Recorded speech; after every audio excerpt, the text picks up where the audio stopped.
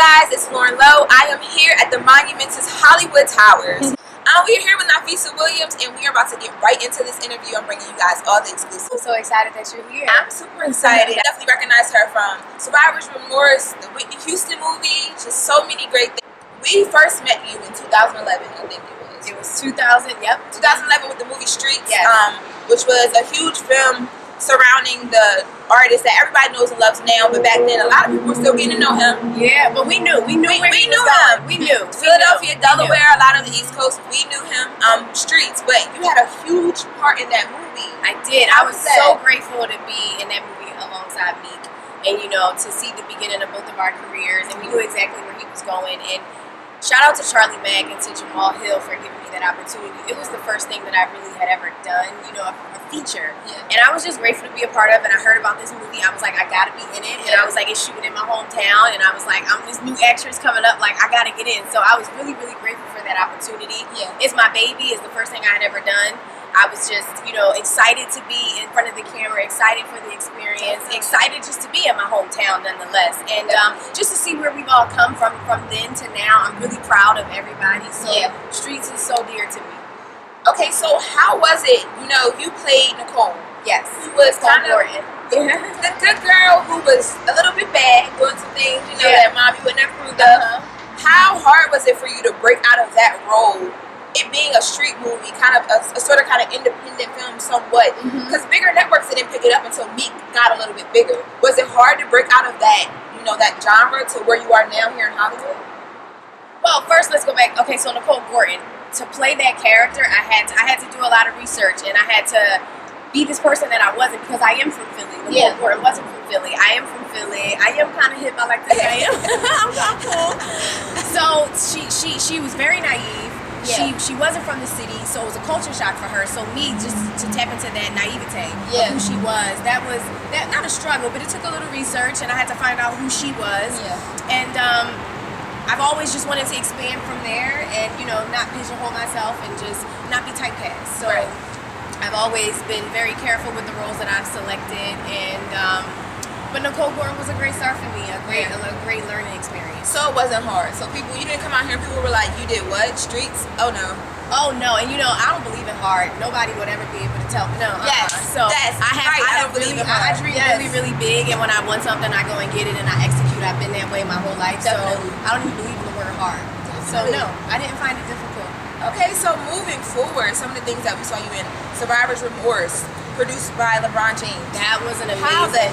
How did that happen? I auditioned like I do everything else. I auditioned for it. I actually auditioned for one of the lead roles, and I auditioned for a few roles to be on that show. And the role that I got worked out perfectly. So I was really, really grateful for that. Michael Miley, I love him. Jesse Usher, I had an absolute great time working with him, and Rodrigo Lee, the whole cast, Mike Epps, Sashina Arnold, being on that scene. Yeah, oh my God, I'm a huge Sashina Arnold fan. That's one of my role models, because she's a comedic genius to me.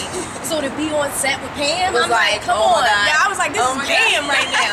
So just that experience alone, the cast was great, the crew was great. So that was an amazing experience. Yeah. And then the Whitney movie. Oh my God, that was amazing. I feel like we talked a little bit before this, and I heard you say just being in the room to get casted is an accomplishment. Yeah. So you made it to that room, and then you made it into that role. How was that? Wow. So when I auditioned, Angela Bassett was in the room, and she just no pressure, just throw Angela Bassett in the room. Just don't warn me that Angela's in the room. And when I got in there, she gave me a hug, and it was genuine. It was like a bear hug, and I was just like, wow, this lady is embracing me. And so that gave me the courage to I felt like, okay, I have her support in here, so let me go in, do what I can do. Let me make it do what it do. And when they called me back and said I had the role, I screamed, and I was like, oh my God, because I'm a huge, who's not a huge Whitney Houston fan? And I've just always been a huge fan of Whitney, not just for her music, but how she was always so proud of how she believed in God, and how she always praised Him in every interview she had. Herself. And I always said, I was like, I want to be like her with that, in that aspect. She was very proud of her faith, and she knew exactly how she got here and why she was here. She knew her purpose, so I admired her for that. Definitely. Huge Bobby Brown fan. So to be able to play Kim Ward was just a beautiful experience. At Bobby Brown, that was like the first concert I had ever been to. So that was a cool experience to be on set, and I could just feel Whitney's presence there. Right. So from what I hear, I've watched a lot of different like research on different like biographies and stuff like that, and a lot of people tell me, like you said, when you're getting into a role of someone who's actually lived that life, you do feel in the moment and in the instant. So, like, was there a connection with the family at all in that, or like everything was just typecast with producers? Like, how was that? Well, I did a lot of research, as much research as I can find on Kim Ward and, you know, the history of her and Bobby Brown, and I knew that she played a significant role in his life, and I just wanted to, you know, bring that to pass and hopefully share her emotions and tap into, you know, what their relationship was like and what their love life was like. And she had one of his first children, so that was, you know, pretty significant in his life. So, yeah, I did all the research that I could do. And yeah, it turned out to be great.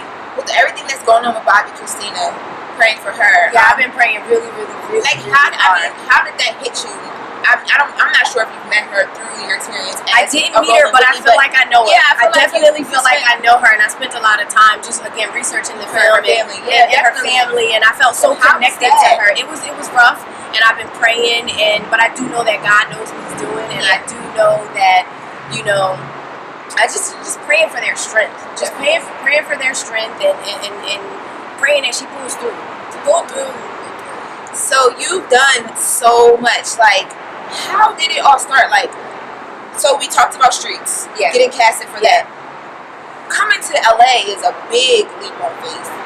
How did you do that, and why did you do that? Was there a role already ready for you here? So you're like, I gotta get to LA, or was it like I'm gonna do this? So, a lot of people don't know this, but One Life to Live came out. People saw me on One Life to Live before they saw me on Streets. Because One Life to Live, my character on One Life to Live aired before Streets. Aired on BET. So, I'm on One Life to Live, and I'm contract. Well, a lot of people don't know, I had a 4-year contract. A 4-year contract on One Life to Live, and it got canceled, you know, a year into my contract. So, once it got canceled, I moved here. And I was just like, okay, I'm just going to LA. I've always wanted to be here, and I always knew that I would end up here. So I saw the opportunity, and I just came here, and I took the leap, and I was just like, you know what? I'm gonna just do it. And again, like when I want something, I was just like, I'm gonna go. So I'm not gonna let anything stop me. And I knew that great things would be out here for me, but I knew I had to be here. It's amazing. Yeah. So is the struggle real? Because the hustle is real. I don't claim struggle. Oh, I don't claim struggle. So I've always spoken to people about the trials and tribulations that they go to get to their points in their careers. But you're the first person who ever said to me, I don't claim struggle. I don't claim struggle. Let us know, because I have a lot of people watching who are watching like, I want to be an actor, I want to get to LA. Well, we can't claim struggle if you believe that this is your purpose and you believe that this is what God has for you. Yeah, there's going to be challenges. I believe in challenges. I believe in trials. I believe in storms. But the struggle, I don't claim it. And if you really believe it and you really see the vision, then you won't let anything stop you because you see it from beginning to end. Definitely. So, there's challenges, and life wouldn't be amazing if there weren't. So, challenges help us grow. Challenges, they teach us. Challenges get us to the next level. So I welcome the challenges, because if I don't see any challenges, then I feel like I'm just, super still. So what's been like one of your hardest challenges in getting to where you are today? Being away from my family. Being away, just being 3,000 miles away from my mom, and that's a bit of a challenge. Not taking anything personally out here because it's business, and you have to keep a level head with that and know that nothing is personal, and what's for you is for you. So you gotta stay focused. Yeah, you gotta stay focused. I mean, it happened. It's happening for you. It's happening. So you're doing it. It's happening, and I'm super grateful. And I've done some great things, but I feel like I'm just beginning, and I'm still a baby in this industry, and I'm just really excited for what's next and what's to come. So what is next? What is to come? Okay, so I mean, anything.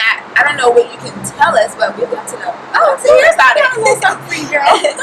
So what's next for me? So I have my film Brotherly Love. It's gonna be. I co-starred in that film opposite of Kiki Palmer and Romeo and Corey Hardrick and Logan Browning and Quincy. They all did. It was just, we had so much fun shooting this film. It comes out in theaters April 24th. Yeah. And then I have a film that I did with Tridestin Studios. It's called The Man in 3B. It's going to be out at the Pan-African Film Festival next Sunday, February 15th. So if you're in LA, you can get your tickets and come check me out.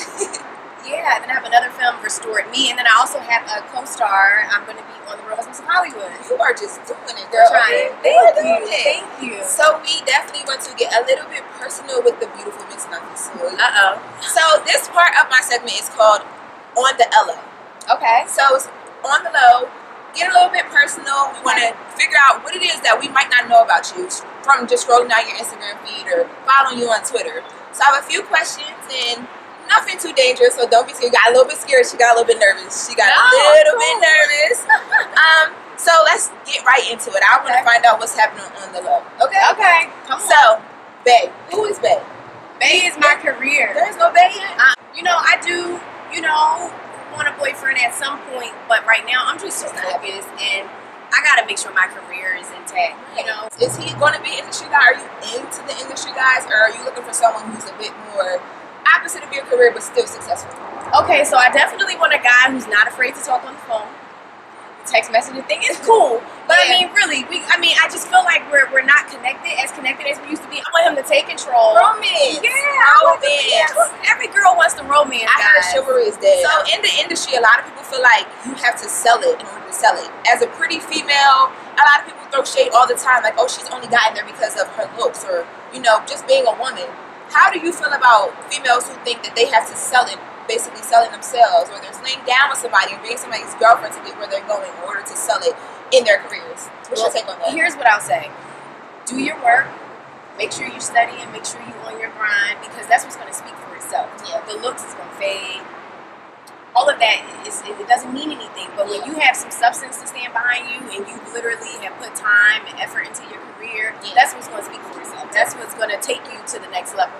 Yeah, and that's what I. Whether I'm there or not, I know who I am, and I know where I'm going. Yeah. So that don't faze me. Yeah. So it's Grammy weekend out here. It is. It's so lovely. Everybody is here in the city. And do you have any favorites that are anyone who's nominated this year for the anything that you're looking forward to seeing with the Grammys? Well, my girl B. Well, we already know. B is in the house. Right. I'm always looking forward to what she has going. I'm always looking forward to see her win awards. I love Kanye. He's one of my favorite rappers. He's definitely in my top 5. So I'm super excited to see what he'll walk away with. I'm sure he will walk away with something. Definitely. Yeah. So I'm excited. I'm a big B and a big Kanye fan. Well, I just want to thank you so much for all the insight that you just dropped. Thank you. So inspirational. I follow a lot of your Instagram handles and the different things you do. You have your blog now. Yeah, so The Fearless Dreamer. Yeah, I definitely want you to let everyone know where they can find more of this inspiration, more of this go-getter spirit, and follow you. Like, let us know. Yeah, so definitely at Nafessa Williams. Continue to follow me on my Twitter and my Instagram. I live just to inspire people to follow their dreams and to go after what you really, really want.